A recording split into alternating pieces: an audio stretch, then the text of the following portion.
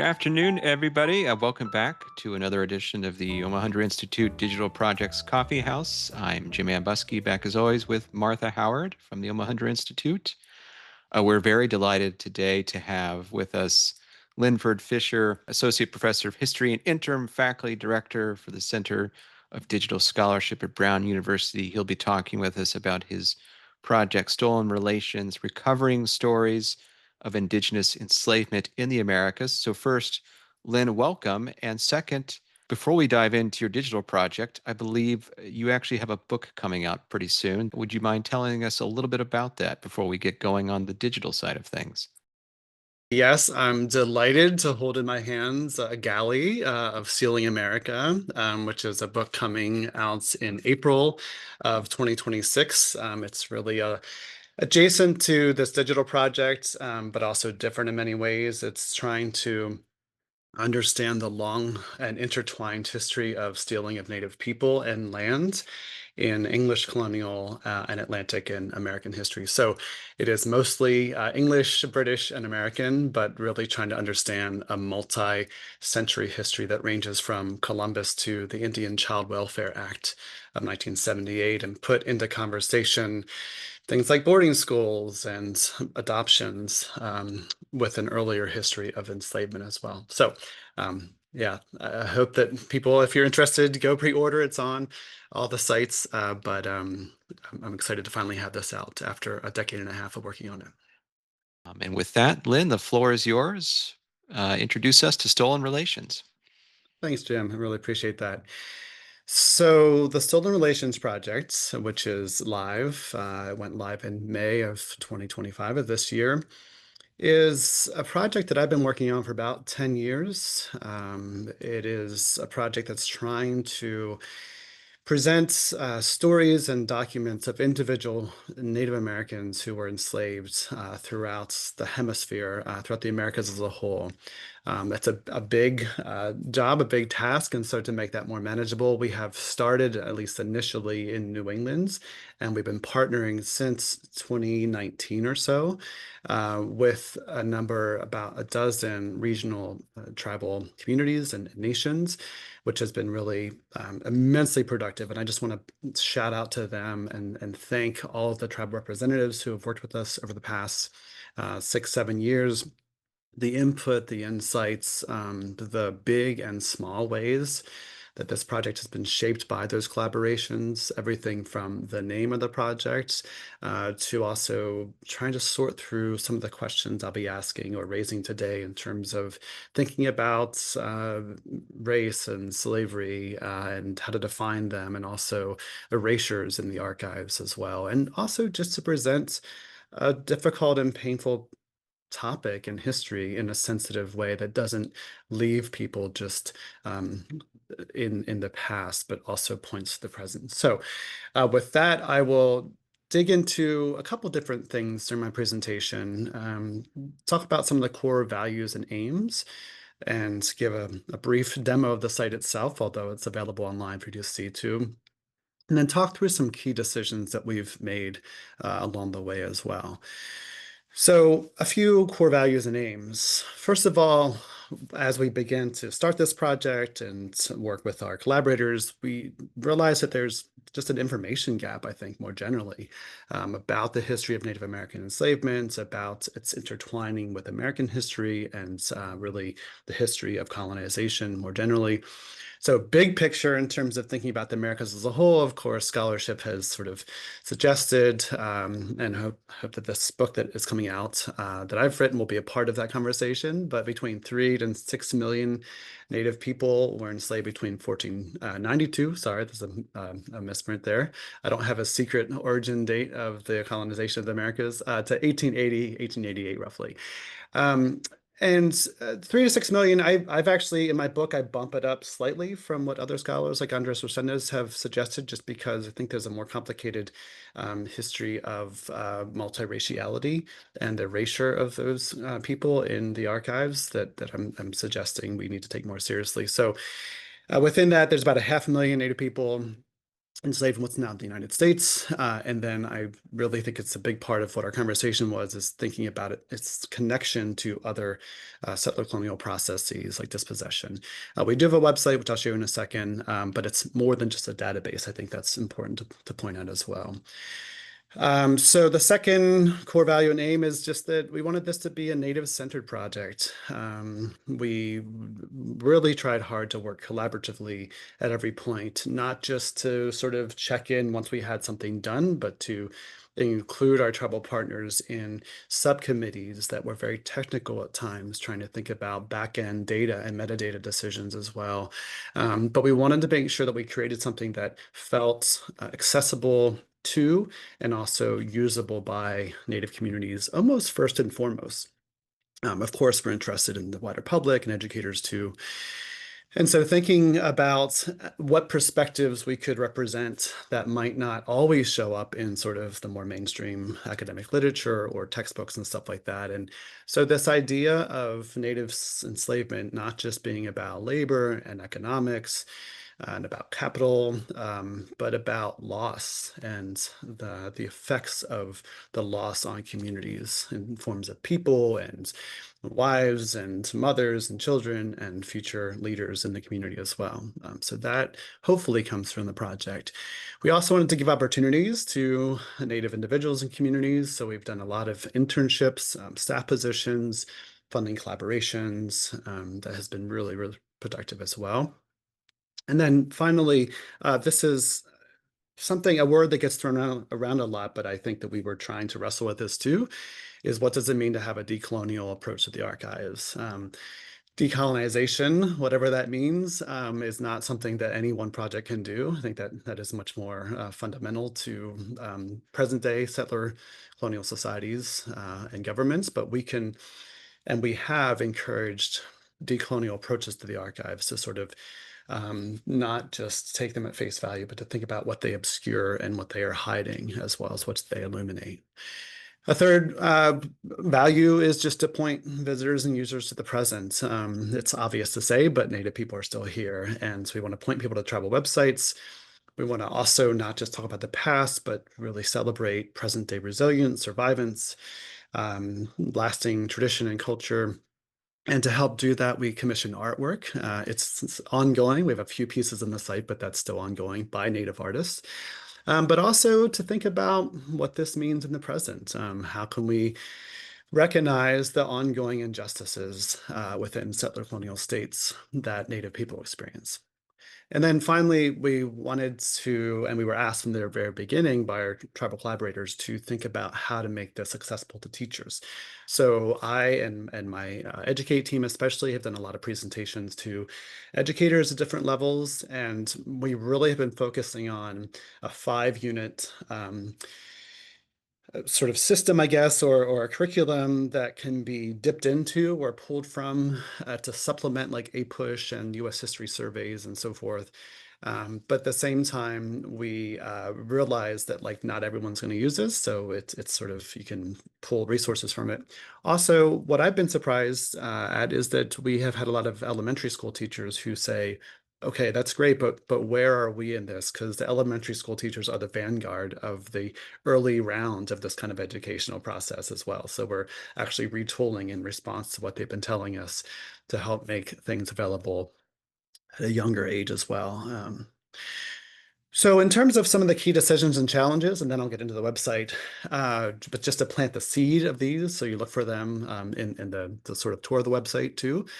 One of the core things we were trying to ask ourselves is how can we make this person-centered? We didn't just want a spreadsheet or like a listing of people that sort of depersonalizes and dehumanizes people. A core question we kept on asking ourselves is how can we make sure that we're not simply extending the harm of the archive, right? So to recognize humanity and to elevate these people as people, even though a lot of their identity has been stripped, right? Second thing is we wanted to think more capaciously about slavery and unfreedom through the lens of loss, right? So as you go through the database, you'll see indentures, you'll see, uh, ambiguous servitude arrangements. You'll see, yes, outright chattel slavery, that's lifelong as well, that's there too. And we're expanding a little bit more into sort of questions of boarding school labor and educational contexts that are coercive. And so that might surprise people, and we're not trying to say that's all slavery, but it's again thinking about things from Native communities and how they understand that loss feels like a little bit of a different perspective that I hope people can sort of understand that vision. The third thing here is understanding a more capacious definition of who we quote unquote count as Native or Indigenous in the archives. And I will admit, this is the thorniest of all of them, and I don't pretend to have the corner on this. This is something we've worked out with our advisors. But what does it mean when we sort of, as I think the archive does, dismisses multiracial people as no longer quote unquote authentically indigenous, right? That's a really challenging pronouncement to make. And I know there's a lot of challenging politics in the present about who is on tribal roles and who is not. And that's not our point either. We're not trying to sort of speak to the present controversies about tribal membership, but to push back against a one drop mentality that dismisses Native people as being Native just because they have family lineages that intertwine with African peoples and African descendant peoples seems like a good starting point. And again, that's coming from our tribal advisors. Like they themselves, many of them on the East Coast live that history and live that reality today as well. And then finally, how do we deal with vastly incomplete records? How do we try to reconstruct individual lives when tribal affiliation is gone, the name is sometimes gone, age and where they're from originally, and even what kind of servitude they're experiencing. So we have some very complete records and some vastly incomplete records. So those are some of the key decisions and challenges. There's more, of course, that I can get into, but let me just turn quickly because I know my time is slipping away rapidly to the website itself, just to give you a sense of how I kind of walk through it, I guess. This is the homepage, obviously. And we wanted to give people several entry points into the information. So not everyone is going to want to go straight to the database.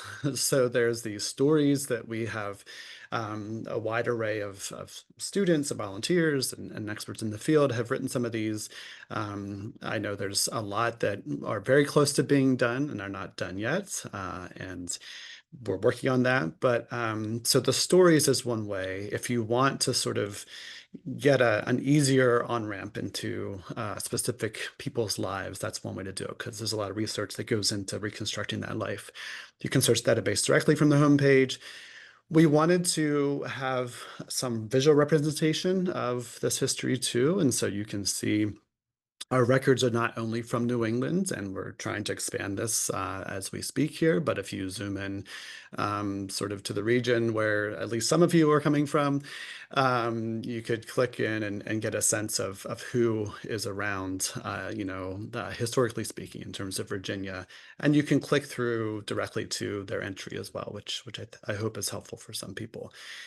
We have a timeline. Educators tell us like it's hard to integrate this with sort of other kinds of histories and timelines. And so just knowing the main events in terms of Native American history and enslavement and how to slot that into other things is often helpful.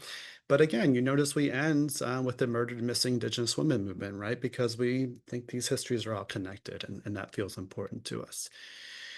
And then finally, we have a series of Indigenous voices, as we call them, interviews, poetry, artwork, even music that sort of, again, performs multiple roles, reminds people that there are still Native people around today from these communities who are active and vibrant and have their own perspectives. And it also helps to decenter the power of the archive by having Indigenous communities themselves comment on these histories too.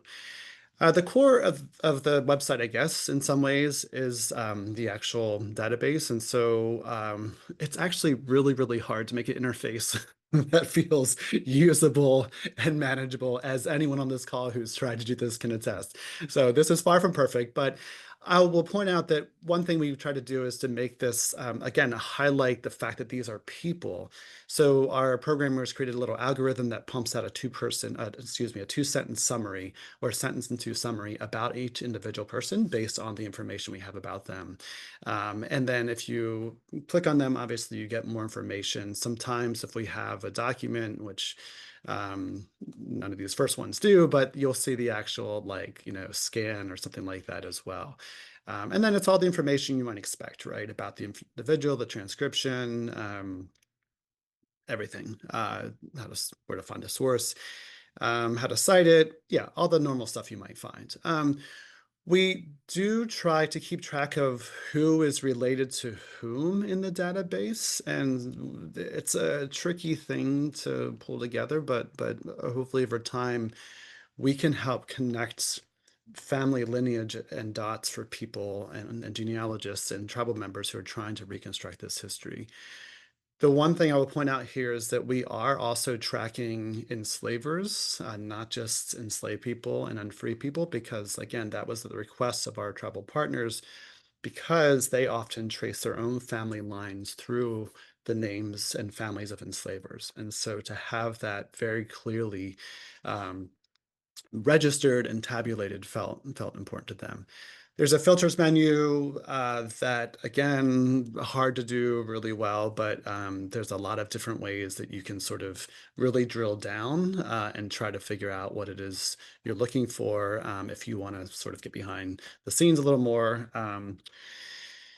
To to investigate. I will highlight one other thing here with the racial descriptor. We tried to, after a long conversation, we really narrowed down to very, very basic, minimal sort of racial descriptor buckets. For right or wrong, that's where we ended up. I think we were trying to not simply repeat the derogatory language of the archive. That was our main goal. And there's pluses and minuses with that, right?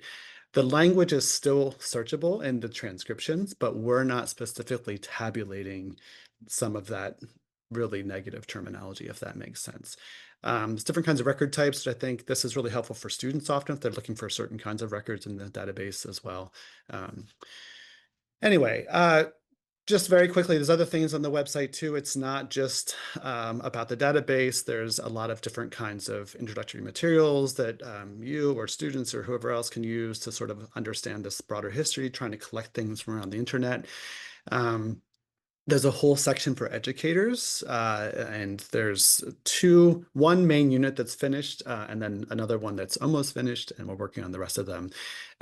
But we do hope that this gets used, and also if you end up using it, or even in college classrooms, I've kind of piloted different ways to incorporate assignments like writing stories from the database into my classes. If you have interest in that, please reach out to me. I'd be happy to.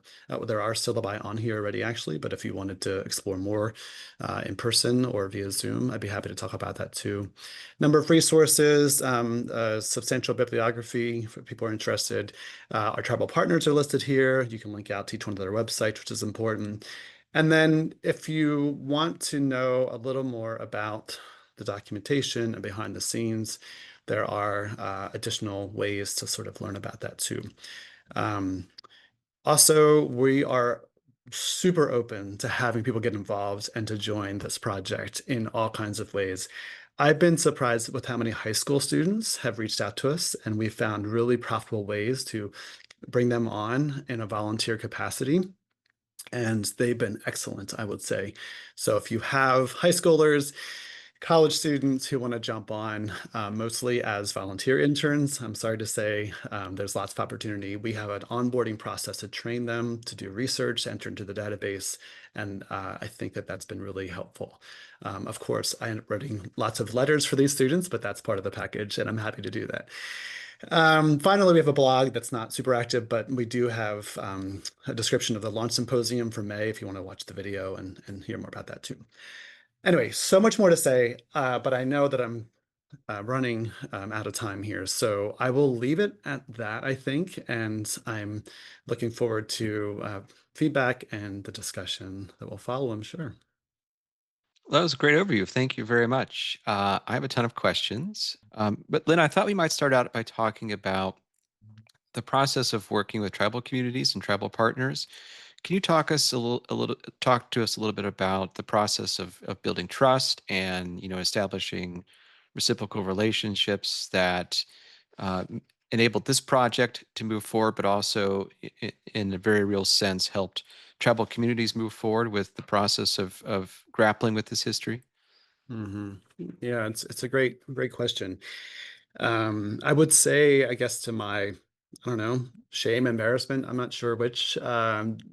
Tribal collaboration wasn't my first impulse necessarily. I think a lot of us in the field of history, especially, and NACI methodology is sort of helping to influence and other kinds of subfields as well. But typically in history, this isn't the first thing that we do is reach out to tribal entities, right, different nations. We go to the archive and we sort of process that. But we reached a point in this process very quickly where we were like, we don't even know if what we're doing is like legible to anyone outside of academics, and we're not even sure we're handling this very well. And there's really thorny questions about race and servitude and how to view this that just need input. And so I think that was one of the biggest insights and also a point of relief in a way too, to like begin those conversations, which were not always easy. The first one was in 2019, pre-COVID, in person, kind of a different world. And I just remember the amazing sense of a room full of active, engaged, and also very opinionated in a good way, tribal members who came from all over the region who just wanted to sort of process this. And so, as I said before, it really changed the project. The one thing I will say that I'm very grateful to someone who was working at Brown at the time, Ray Gould, who advised us to go through official tribal council, and not just reach out to friends we had within tribal communities.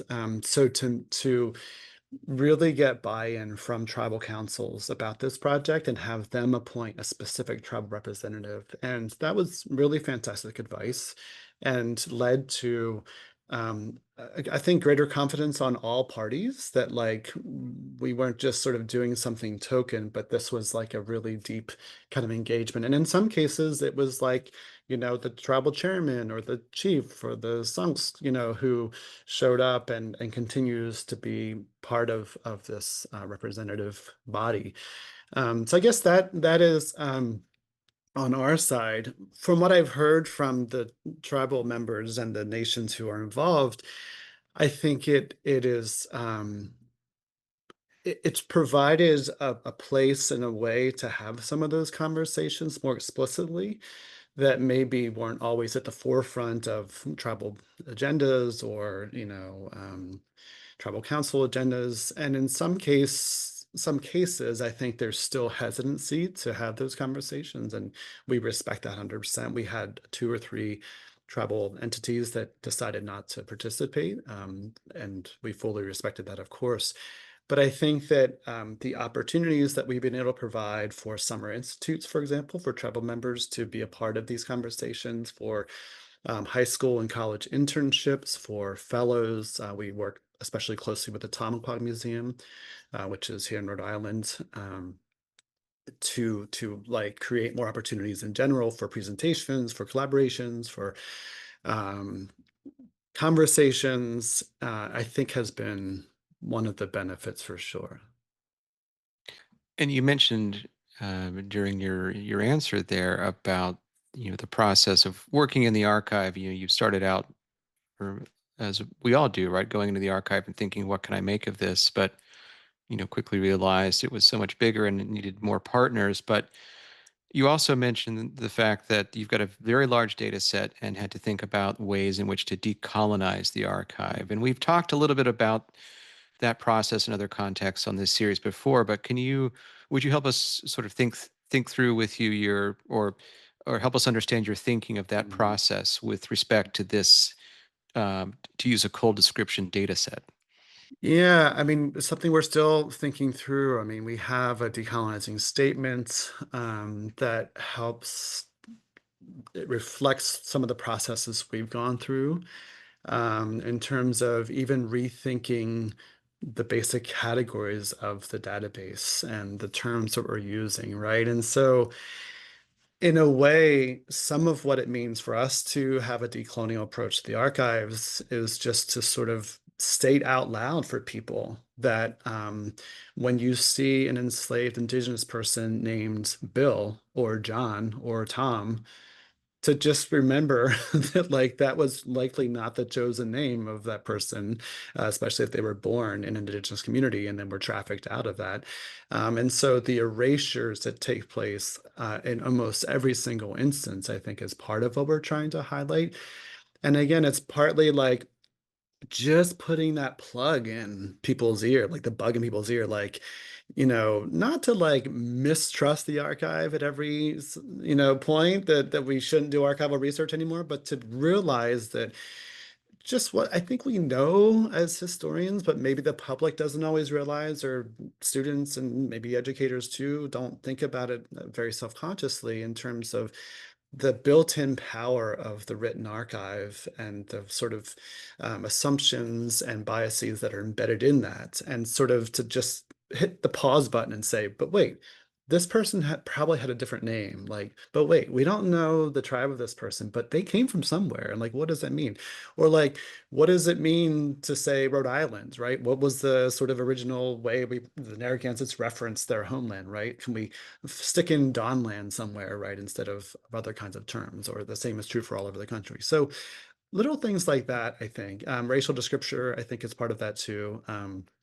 Anyway, so is that like really working? Is it complete? I don't know. The other thing I would mention too is that there's a whole category of people who we don't have their name, right? And so following more recent best practices coming out of exhibits and museums and so forth, we've used this phrase name once known, which it's a very small thing to say name unknown versus name once known, but it's a part of that too. And finally, our sort of decolonial process is sort of, again, this restoring personhood, I think, or recognizing personhood in terms of locating someone in a particular place and time and date and in relation to other people if we have them as well. So Well, great. Thank you very much. Javaria, you have a question? Hi, so I'm a cartographic historian, and my question was like about the map on your website and like your plans for mapping. I was intrigued by whether you were mentioning naming and it, brought to mind place names and this idea of like placemaking, and whether there was perhaps any initiative in the works to include tribal placemaking and other ways of seeing space. yeah, thank you. I really appreciate that. One of the things that I'm painfully aware of in almost every regard here is the sort of incompleteness of what we've done, right? It's a first draft of what I hope will be something that's expanded upon. The mapping is really, really interesting. So yes, we could have potentially drawn, I don't really know if we could have done this, but like merged like the native-land.ca site that shows like sort of present day potential overlays of landscapes and historical tribal entities and claims. Um, we haven't done that, obviously. We also were very aware of the challenge of making these dots and these locations of enslavement too precise. So one thing our tribal representatives warned us away from is like, we don't want this map to become like a treasure hunting map, or like a thing that people would use to go hunt down like native sites or something like that, which I hadn't even really thought of, honestly. It was a really fantastic point. So it's not as precise as it could be. So there's a way in which like the mapping feels like it opens up a whole nother set of ethical considerations that we're still trying to work through. But for right now, I would say it's really representational. But ideally, on the side here, yes, it'd be really nice to have these overlays of like presence or even like historical tribal territories and entities. We're just not there yet. But I really appreciate that push on mapping, because I think this is one of the things that a lot of people find most legible is just like a visual representation of this history. And so how can we make that even more informative and powerful? I think is a great question. Yeah, it's a great question, and it's the map is but one element of many that you've got on the site. And how did you decide which elements to include, or I guess which entry points you wanted to create to structure ways into the project? Yeah, I'm not sure I have a satisfying answer. We just thought about things that were within our wheelhouse, honestly. What can we do? And then also what feels like the questions that people asked and what they wanted to see when we did some user testing. So, and a map and a timeline came up consistently with that. And then the Indigenous voices piece of this is coming from our tribal perspectives and tribal advisors. Like they basically said, look, you're forefronting the archive here. How can we think about different ways to provide voices and authority on this site? And also different kinds of learners too, and classroom usage. It's really different. I don't know if this is going to come through because I'm not sure I'm sharing my sound, but like for each one of these, we actually have a little intro sequence that involves like a native musician as well. But anyway, so like I think that the usability question, sort of what people wanted when they came to the site, those kinds of things guided us. But what I know is missing in a way, and I guess this is a good place to segue into that too, is what you don't see on here are like charts and graphs and like huge statistical analyses and a lot of numbers. And it's both intentional and I think also a consequence of the incompleteness of the data. Like we realize this is just scratching the surface. I mean, if I could fast forward um, 20 years and there's another website out there now that just launched doing somewhat similar thing. But if we could think about collaborating together and think about where slavevoyages.org has come over the past 20 or 30 years, fast forward 20 years for this project, we will know infinitely more about Native enslavement and have better information and numbers and stories. Right now, I don't know that that's our disposition to go a numerical route and like a statistical analysis route, but also like it just feels so vastly incomplete that any numbers we would give would feel potentially misleading, if that makes sense. Yeah, it makes a lot of sense. Annie Evans. Hi, thanks. First, I just wanted to say thank you for considering and thinking about the elementary learners. You will get a lot of traffic because elementary and middle school teachers are looking for these types of resources. I think the misconception is little kids can't handle complex content, and they really can. And in the hands of a gifted elementary or middle school teacher, they can definitely break it down, scaffold it the way they need it. The other piece is, I wasn't sure if you were aware, you probably are, but just in case, I always feel like I need to mention it. Esri does have a Indigenous user group that may be able to provide some additional resources and support if you want to expand that mapping piece, because maps and timelines are, and the videos will be incredible resources at all levels, including the littles and the middles. So just wanted to throw that in there. Thank you for this project. That's really great. Do you mind sending me an email with some more information? I would love to follow up with you, Annie. Thanks so much for your comment. I have a kind of a derivative comment in the sense with respect to education, but let's say that I'm a high school student and I want to be an intern for your project. What can I expect to be doing on it? A good question. There's a number of different ways people can enter the project. If students are coming or anyone is coming without any kind of like, yeah, DH or computer or even research skills, really. I mean, I guess no research skills is kind of challenging, but we have an onboarding process where there's a series of readings just to get up to speed on this history, but also like decolonial approaches to the archive. But then a series of videos, training videos for how to enter stuff into the database. We have a whole back-end interface that we enter things into.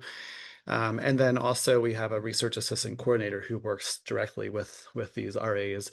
So one easiest level is to simply go out and, well, actually we have a whole list of things that need to be transcribed. And so what we do is we don't enter things directly into the database from archival materials or printed materials. We actually first enter them into a research document, and we have a whole archive of research documents from related sources and archives that are made available to our tribal partners. And so that's part of our commitment, is to sort of have this intermediate step that then they can access more directly. Because a lot of times you might transcribe things that are interesting, potentially relevant, but then someone needs to decide if they go into the database as a separate step, if that makes sense. So then and the next level is entering that information into the database. And that takes a little more patience and technical skill, but we have trained high schoolers, college students, retirees, educators to do that as well. So it's all very manageable. And we try to meet people where they're at. Well, I would sign up if I was still in high school. Question in the chat from Hal, essentially asking, given in this era of very complicated funding and compromised funding streams, what can you tell us a little bit about the funding mix and institutional support you have for the project so that it is sustainable and is ongoing?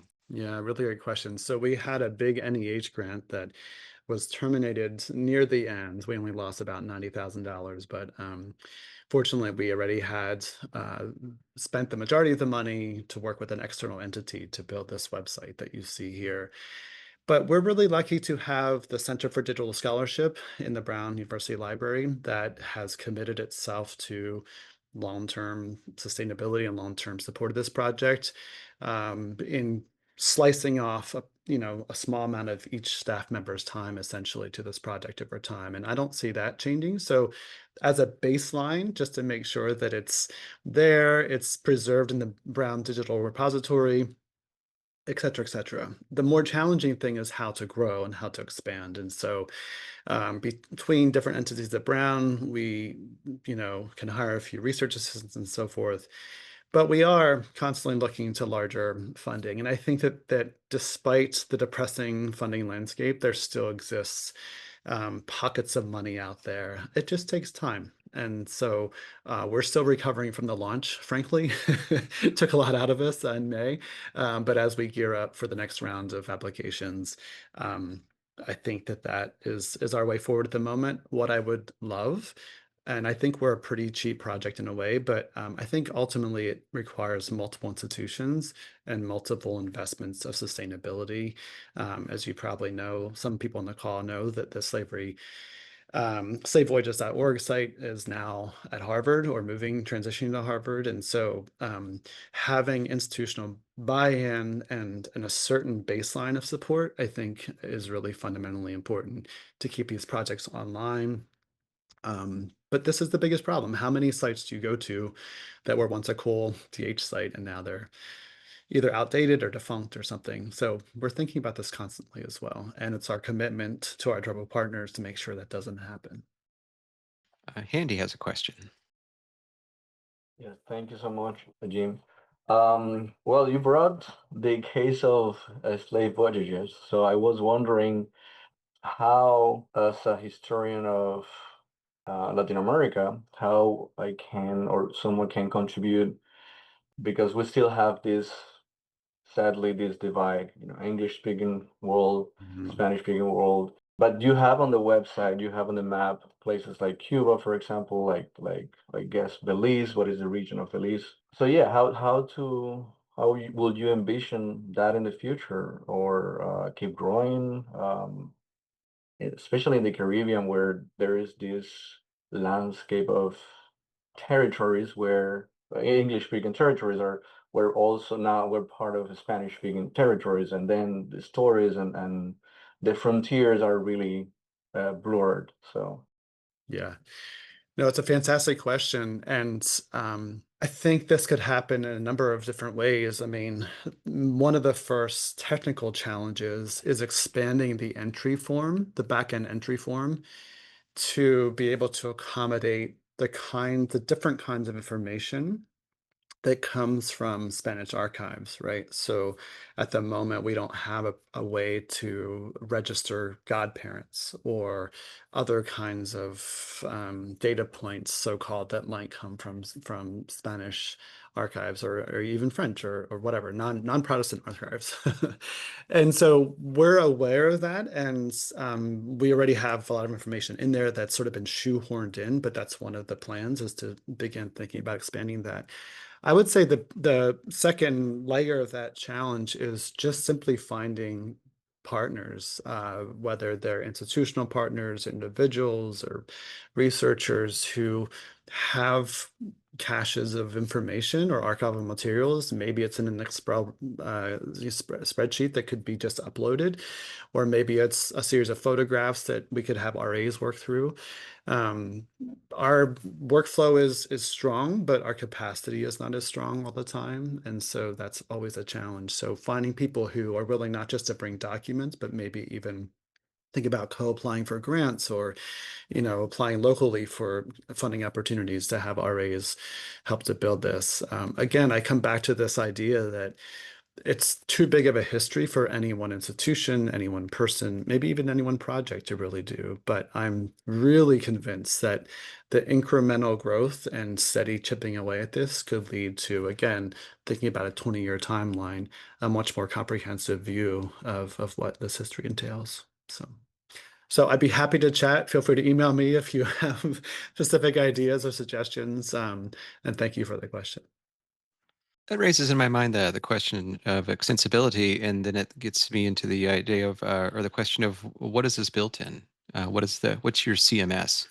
Yes, so it is. It's a SQL database on the back end, and it's then a WordPress site that is essentially like dipping into this database with this interface. And so I can't walk through the technical stuff on the map, or other parts of it. Actually, this is why there's a wonderful team who's doing all this technical stuff. But essentially, this is one of the most challenging pieces, right? Is like getting this sort of like interface here to dip into the database in ways that are predictable, are sort of expected. And there's just little things that we're still working on. I hope I'm not pulling back the curtain too much, but like, if you type in two different words, you will get everything that is related to those. And as of right now, we don't have a way to sort of say, I want this phrase. That seems like it should be really obvious, but somehow in the way that the database is configured currently, we're still trying to work on that. So again, I mean, I'm just being honest, we're still trying to figure some of this stuff out. But the SQL database provides a relational capacity, a relational component. So we can tag people as being related to each other across different entities. And that felt really important to us, if that makes sense.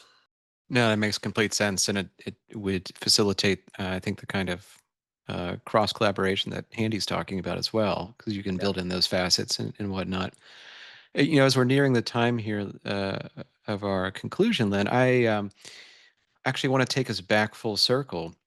And this is a kind of selfish question, because I'm writing an essay right now that kind of deals with digital history and public history, and the question of digital historical scholarship related to podcasting, but also scholarship more broadly. And I'm wondering, could you have written the book that you're about to publish without first doing this project? Mm-hmm. Boy, it's such an interesting question. I think I could have, but it would have been a different book. And maybe this is an argument for slow history and long projects. And the book was 15 years in the making. The project is 10 years, and COVID happened in between. And I took on university service like we all do, and everything slowed everything down. The bottom line, though, is that, and this is the case I was trying to make, and hi, brown people, if anyone's listening, but like to my department and upper admin about sort of the value of digital projects, which are generally not really recognized as scholarship within considerations for promotion and tenure. So as I was putting together my dossier for full professor this fall, was really, really elevating this project and these conversations with tribal partners to think through my own book project, which I thank them profusely in the preface and acknowledgments, because it absolutely has been shaped by these interactions, by these conversations. And yet, in a way, it's a little less obvious sometimes. And I think that that's part of the challenge here too, is how do we sort of give full acknowledgement and credit for conversations that happen across a wide array of sort of contexts and people. But yeah, but that's a hard, like, what's the takeaway for graduate students and junior faculty from this, right? Like, to write the best book possible, you need to have like this decade-long TH project. Like, that's a really horrible takeaway. And I'm not trying to say that, but if you're asking, was there interplay, was there influence, was my book benefited by this project? 1,000%. And it took longer because of that. And I hope that both projects, in a way, are stronger as a result. Well, I think that's a great place to end it. Lynn, thank you very much. Thanks, Jim. Thanks, Martha. Good to see everybody. Feel free to follow up Thank via you. email. I'm happy to talk to people. Also, just if you want to follow us on social media or get in touch, please feel free to do that as well. Thanks so much. Thanks, everybody. We'll see you next time.